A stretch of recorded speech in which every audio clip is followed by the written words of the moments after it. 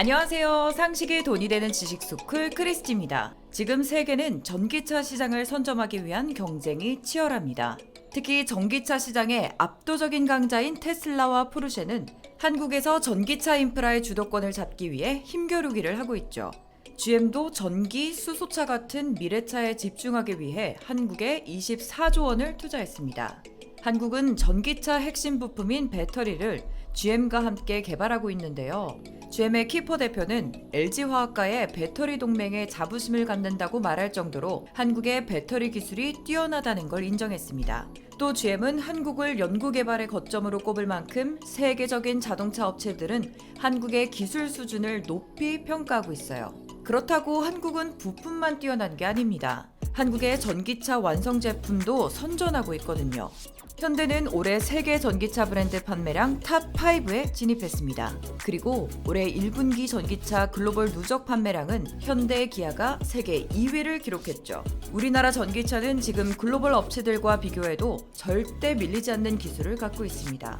세계 전기차에 사용되는 부품부터 완성 제품인 자동차까지 미래차 모든 분야에서 앞서 나가고 있는 중이죠. 전 세계를 선도하고 있는 한국의 미래차 기술. 과연 한국의 미래차 기술은 얼마나 앞서가고 있는지 한번 알아볼까요? 영상 시작 전 좋아요와 구독하기 부탁드립니다. 세계 전기차 브랜드 판매량 탑5에 들어가는 기업들은 모두 한국의 배터리를 사용합니다. 그만큼 한국이 전기차 시장의 핵심인 배터리 분야의 절대 강자라는 거죠. 현재 전기차 배터리 시장은 우리나라의 LG화학이 일본, 중국을 밀어내고 점유율 1위를 차지하고 있습니다. 삼성 SDI와 SK이노베이션도 점유율이 꾸준히 늘면서 선전하고 있죠.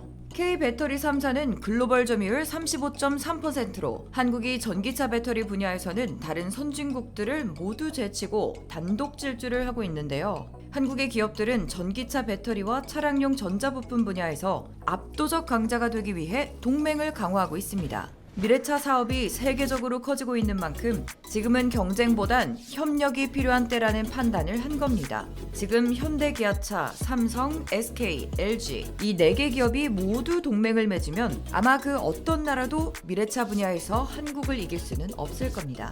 코로나19로 친환경 선호가 늘면서 전기차 시장은 계속해서 성장하는 추세인데요. 한국은 전기차뿐만 아니라 수소차에서도 강세를 보입니다. 세계적으로는 벌써 수소차 관련주들이 세계 증시를 달구고 있을 만큼 전기차만큼이나 수소차 시장도 커지고 있는 중이죠.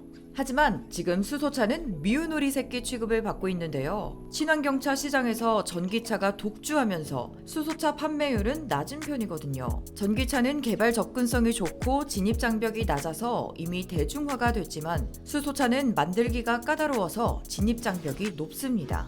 수소와 산소가 화학 반응을 일으켜서 전기를 만드는 수소 연료 전지 기술도 필요하고요. 충전소도 폭발 같은 사고 우려가 있습니다. 하지만 미래차 전문가들은 장기적 관점에서 보면 전기차보다 수소차가 더 경쟁력이 높다고 분석합니다. 수소는 연소된 후에도 유해 물질을 배출하지 않아서 더 친환경적이고 전기 배터리로 15분 갈 것도 수소는 2시간 이상 갈 수 있을 만큼 경제적입니다. 그래서 승용차보다 적재 하중이 큰 트럭, 버스 같은 상용차를 수소차로 만들면 훨씬 경쟁력이 있다는 겁니다. 한국은 수소 에너지의 중요성을 알고 있었던 만큼 수소 경제를 이미 준비해뒀습니다.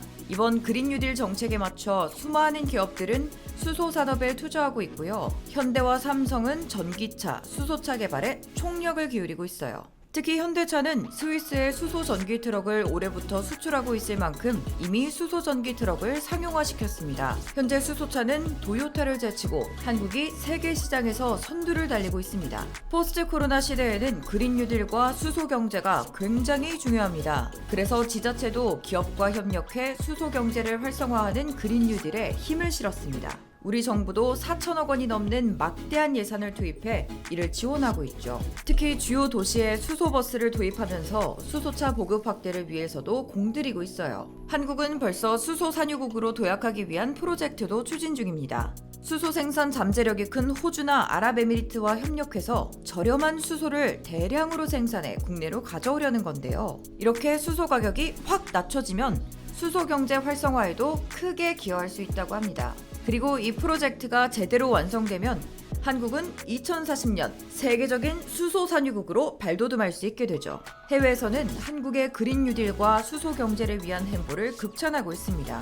미국의 경제 전문가 제러미 리프키는 미국에서 40년 걸릴 탄소 배출 제로 인프라를 한국에서는 20년 안에 할 수 있다라고 말했고요. 유엔에서는 한국의 그린 뉴딜을 적극 환영한다며 극찬했습니다. 또 EU에서도 그린 뉴딜 관련 질문과 방향성을 한국에게 물어볼 정도로 한국은 이미 전 세계의 그린 뉴딜 모델이 됐어요. 한국은 지금도 친환경 에너지인 전기차, 수소차, 수소경제까지 모든 분야에서 세계를 선도하고 있지만 앞으로의 미래가 더 기대되는 나라입니다. 벌써 한국은 전기차 배터리로 에어컨을 켜는 기술과 ICT 기술이 동원된 4차 산업혁명 기술의 집약체가 되는 전기차도 론칭했다고 하는데요. 아무것도 없던 가난한 나라가 지금의 대한민국이 되기까지 100년도 채 걸리지 않았던 만큼 시간이 더 지나면 그 누구도 따라올 수 없는 4차 산업시대의 절대 강자로 전 세계 위에 우뚝 서게 되지 않을까요? 이와 관련된 여러분의 다양한 의견 댓글로 남겨주시면 감사하겠습니다. 혹시 주식하시나요? 2차전지 관련 급등 종목이 알고 싶으시다면 오른쪽 버튼을 클릭해주세요.